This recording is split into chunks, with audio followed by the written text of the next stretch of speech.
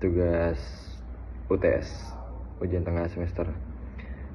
Ya, nomor 1 itu pertanyaannya, jelaskan ruang lingkup ekonomi manajerial. Jadi menurut saya ruang lingkup ekonomi manajerial itu pada dasarnya mencakup bagaimana teori ekonomi diterapkan dalam pengambilan keputusan bisnis sehari-hari. Di dalamnya itu manajer menggunakan konsep ekonomi seperti biaya, permintaan, penawaran, sampai hingga ke analisis pasar untuk nentuin langkah terbaik bagi perusahaan. Nggak hanya itu, ekonomi manajerial juga menyentuh aspek perencanaan produksi, penetapan harga, terus pengelolaan sumber daya, hingga evaluasi resiko. Intinya bidang ini menjadi jembatan antara teori ekonomi dan praktek manajemen agar perusahaan bisa berjalan lebih efisien dan kompetitif. Oke, selanjutnya itu tadi untuk pertanyaan nomor 1. Selanjutnya untuk nomor 2, jelaskan faktor-faktor yang mempengaruhi permintaan dan penawaran. Jadi sini saya akan mencoba menjelaskannya. Permintaan dan penawaran dipengaruhi oleh berbagai faktor yang saling berkaitan.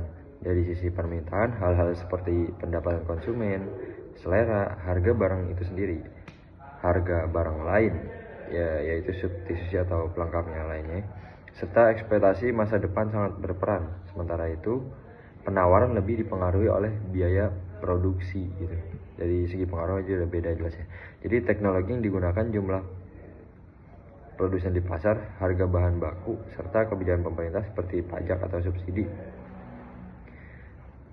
Perubahan pada salah satu faktor ini bisa langsung mengaruhi jumlah barang yang diminta atau ditawarkan di pasar. Sebagai contoh, faktor-faktor yang mempengaruhi permintaan dan penawaran bisa dilihat dari perusahaan seperti Mayora Group, grup makanan itu ya, yang memproduksi berbagai produk makanan dan minuman seperti kopi instan dan biskuit. Dari sisi permintaan, produk Mayora sangat dipengaruhi oleh konsumen gitu. Harga jual serta daya beli masyarakat. Misalnya, dari harga jual serta daya beli masyarakat. Misalnya ketika pendapatan masyarakat meningkat, konsumsi produk seperti kopi atau cemilan juga cenderung naik karena dianggap praktis dan terjangkau gitu. Selain itu, promosi dan tren gaya hidup juga ikut mendorong permintaan. Sementara dari sisi penawaran sendiri, Mayora sangat bergantung pada harga bahan baku seperti gula, kopi, dan gandum. Jika harga bahan baku naik atau terjadi gangguan pasokan, karena ini kan dari impor semuanya, biaya produksi ikut meningkat dan bisa berdampak pada jumlah produksi atau harga jual produk. Teknologi produksi serta efisiensi pabrik juga mempengaruhi kemampuan perusahaan dalam menyediakan barang ke pasar. Terus jadi perubahan pada faktor-faktor tersebut akan langsung berdampak pada keseimbangan antara jumlah barang yang diminta dan ditawarkan. Mungkin sekian untuk jawaban nomor 2. Selanjutnya kita masuk ke jawaban nomor 3, yaitu jelaskan tentang keseimbangan pasar. Jadi keseimbangan pasar itu terjadi ketika jumlah barang yang diminta oleh konsumen sama dengan jumlah barang yang ditawarkan oleh produsen pada tingkat harga tertentu gitu. Pada kondisi ini nggak ada kelebihan barang atau surplus maupun kekurangan barang, store tag. Harga keseimbangan terbentuk secara alami melalui interaksi antar penjual dan pembeli. Jika harga terlalu tinggi, barang akan menumpuk. Jika terlalu rendah, barang akan cepat habis, maka pasar akan menyesuaikan hingga mencapai titik yang seimbang. Konsep keseimbangan di pasar itu bisa dicontohkan pada produk kendaraan seperti yang diproduksi oleh Toyota ya di Indonesia ini kan. Misalnya ketika permintaan mobil meningkat menjelang hari raya, sementara stok mobil terbatas, harga cenderung naik dan konsumen harus menunggu lebih lama. Sebaliknya, jika produksi terlalu banyak tetapi pembeli sedikit, dealer bisa memberikan diskon agar mobil cepat terjual. Titik keseimbangan terjadi saat jumlah mobil yang diproduksi sesuai dengan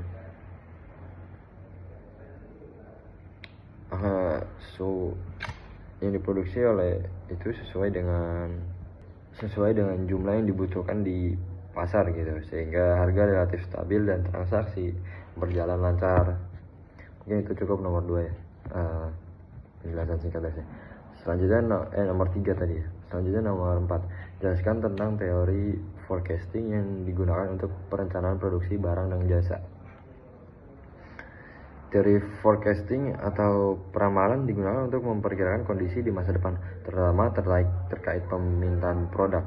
Dalam perencanaan produksi, forecasting membantu perusahaan untuk menentukan berapa banyak barang atau jasa yang perlu disiapkan gitu. Metode yang digunakan bisa berupa analisis data dan histori tren pasar hingga pendekatan statistik seperti regresi atau time series. Dengan peramalan tepat, perusahaan dapat menghindari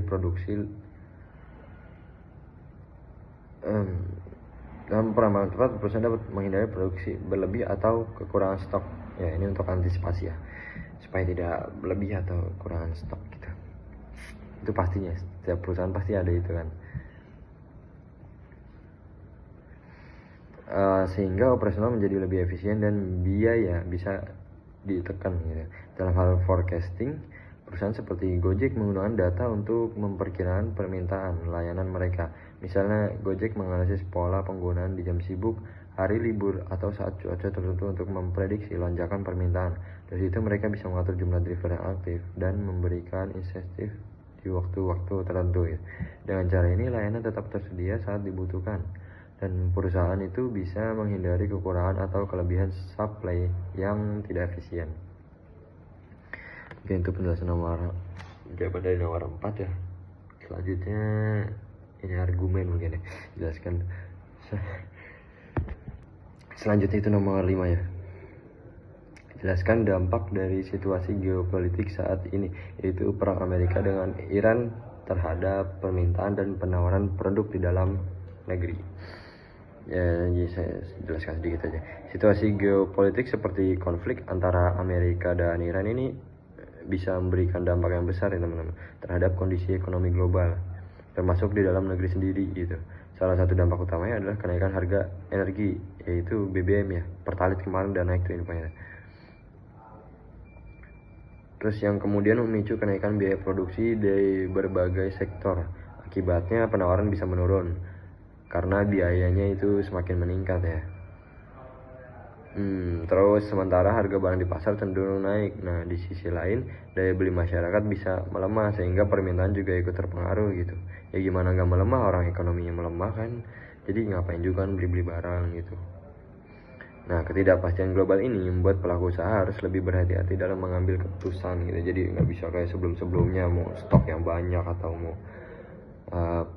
apalah itu pokoknya, karena situasi yang lagi tidak memungkinkan ini. Lebih baik kita main aman dulu sebagai para pengusaha gitu. Mungkin sekian penjelasan jawaban dari 5 soal yang diberikan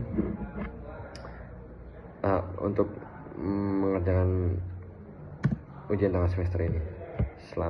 Sekian, mohon maaf bila ada kesalahan. Selamat pagi teman-teman semuanya, semangat beraktivitas.